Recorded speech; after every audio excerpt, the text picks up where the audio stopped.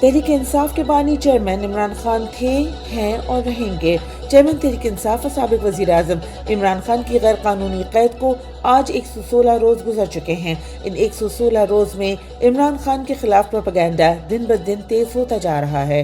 اسی کی پیش نظر آج چیئرمین تحریک انصاف عمران خان کی ہدایت پر کور کمیٹی اور لیگل کمیٹی کے اجلاس کے بعد بنائے گئے سیاسی اور قانونی لائحہ عمل اور پارٹی کے انٹرا پارٹی انتخابات کے حوالے سے سینیٹر علی ظفر نے میڈیا سے گفتگو میں اہم فیصلوں کا باقاعدہ اعلان کر دیا۔ عمران خان ہی پارٹی کے چیئرمین ہیں اور رہیں گے۔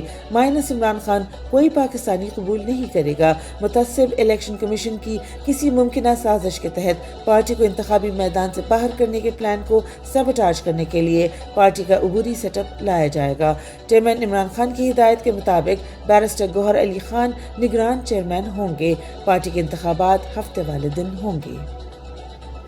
عمران خان کی اپیلیں تک نہ سننے والے جسٹس عامر فاروق نے نواز شریف کو موقع پر بری کر دیا۔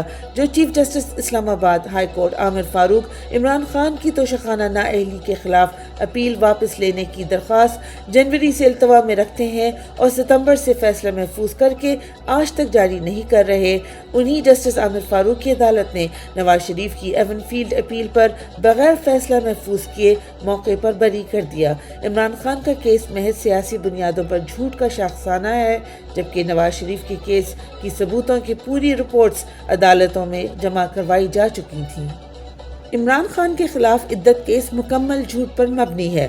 چیئرمین عمران خان کے وکیل نعیم حیدر بنجوتا نے اپنے ٹویٹ میں بتایا، عمران خان نے عدت کیس کرنے والوں کے سوچ پر اظہار افسوس کرتے ہوئے یہ کہا ہے کہ انہوں نے ملک کے تمام ادارے، روایت، دینی اور معاشرتی اخلاقیات تباہ کرنے کی قسم کھا رکھی ہے۔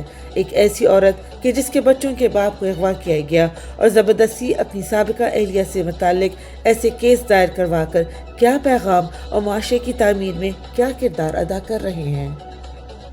نواز شریف سنگین ثابت شدہ کرپشن کیس میں بری، مگر عمران خان کی جج دھمکی کیس میں درخواست سے بریت مسترد۔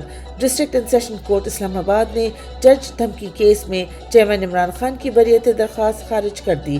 عباس خان کی عدالت نے محفوظ شدہ فیصلہ سنا دیا۔ عدالت نے فریقین کے دلائل مکمل ہونے پر چیئرمین پی ٹی آئی کی بریت درخواست پر فیصلہ محفوظ کیا تھا۔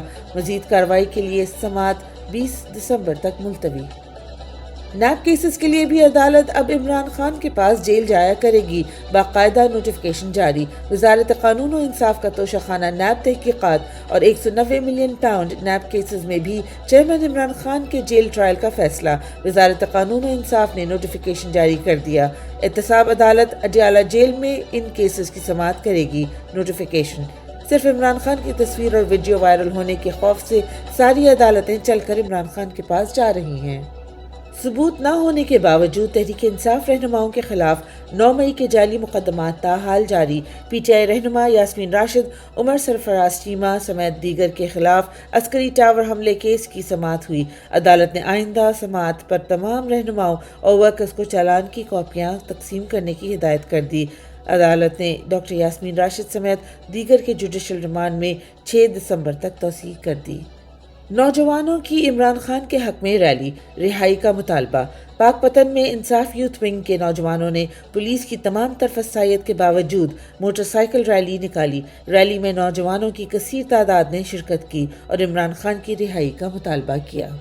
خیبر پختونخوا میں تحریک انصاف کے ورکرز کنونشن جاری، عوام نے تمام ریکارڈ توڑ دیے۔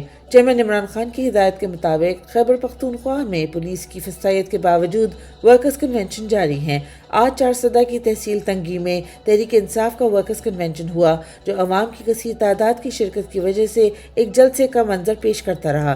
تحریک انصاف کے ان تاریخی اجتماعات کو میڈیا پر دکھانے کی پابندی ہے۔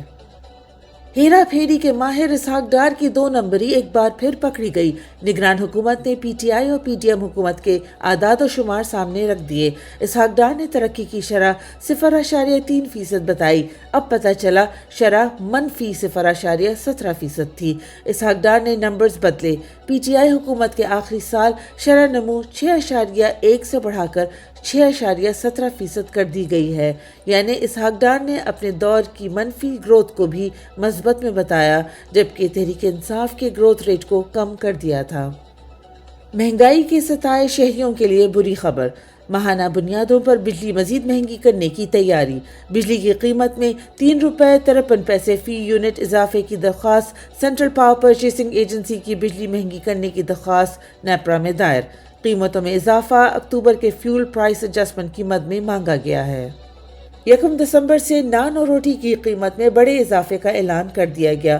نان بھائی ایسوسی ایشن نے جڑواں شہروں راولپنڈی اور اسلام آباد بھر میں 1 دسمبر سے روٹی اور نان کی قیمتوں میں 5 روپے اضافہ کرنے کا اعلان کر دیا ہے۔ تفصیلات کے مطابق روٹی کی قیمت 25 روپے کے بجائے 30 روپے، نان کی قیمت 30 روپے کے بجائے 35 روپے ہوگی۔